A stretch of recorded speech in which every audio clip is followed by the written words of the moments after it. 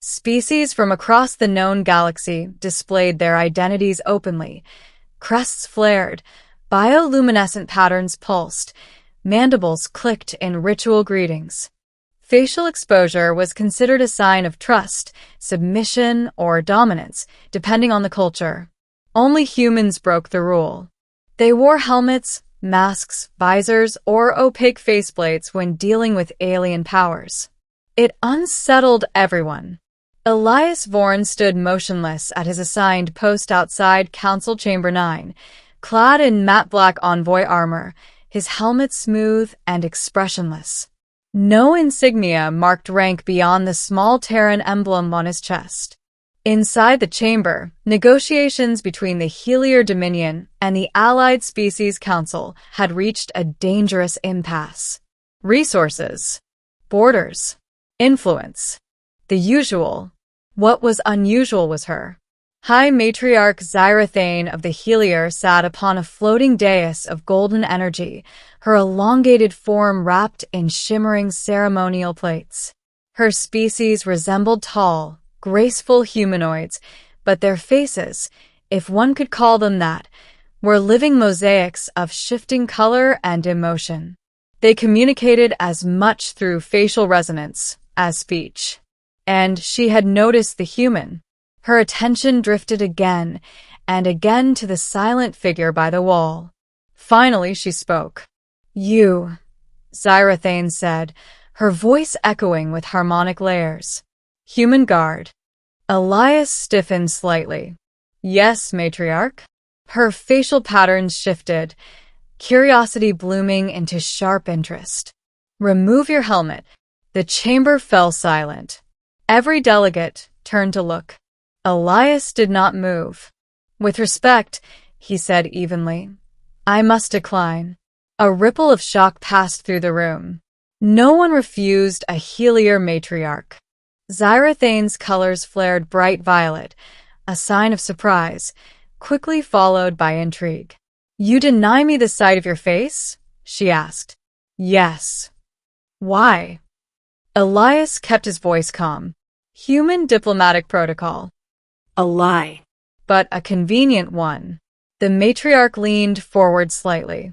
"All other humans I have encountered reveal themselves."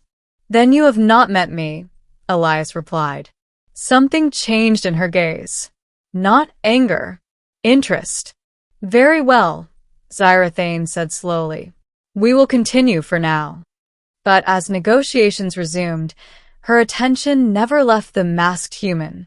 And in that moment, Elias unknowingly became the most dangerous variable in the chamber. Middle. Curiosity becomes fixation. Over the following cycles, Zyrathane found herself distracted. This was unacceptable. Helier matriarchs were bred and trained to command their thoughts with perfect discipline. Obsession was a weakness, one long since removed from their evolutionary line. And yet, the human refused to show his face. It gnawed at her. Helier culture placed immense significance on facial resonance. To see another's face was to understand their intent, their truth, their worth. A hidden face suggested deception, shame, or defiance. She summoned him privately. Elias was escorted into a side chamber, alone with her. The doors sealed behind him. "You stand unarmed before me," Zyrathane observed. "Brave. Or foolish?" "Neither," Elias said. "Just doing my job." "Your job," she said, circling him slowly, "allows you to deny a matriarch?" "It requires me to," he answered. She stopped in front of him. Her facial patterns shifted rapidly, attempting to read him, only to be met with a blank visor. "Humans fascinate us," she said softly. "You are fragile, short-lived, yet reckless beyond measure." Elias said nothing.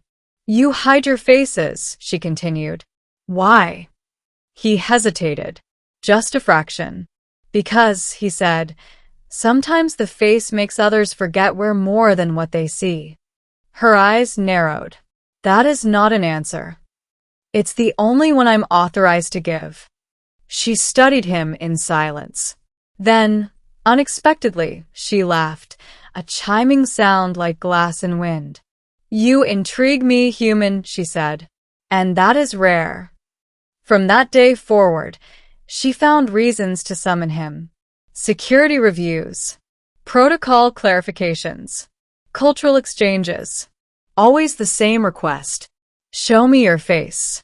Always the same answer. No. Her advisors noticed. This human is influencing you, one warned. He is nothing, Xyrathane replied. But when Elias was not present, she felt the absence. That disturbed her more than she would ever admit. The truth behind the mask. Elias Bourne had a secret. One no one in the Helier Dominion, or even most of humanity, knew. He was not just a guard. He was a survivor. Years earlier, Elias had been part of a human expedition that encountered the Helier during a classified first contact operation. A misunderstanding had escalated. Helier forces, interpreting human facial expressions as aggression, opened fire.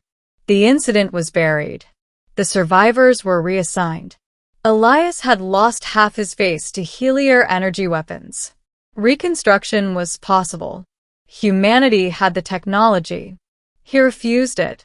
Instead, he wore the mask. Not out of shame, but out of control. He would not let the Helier read him. Not again.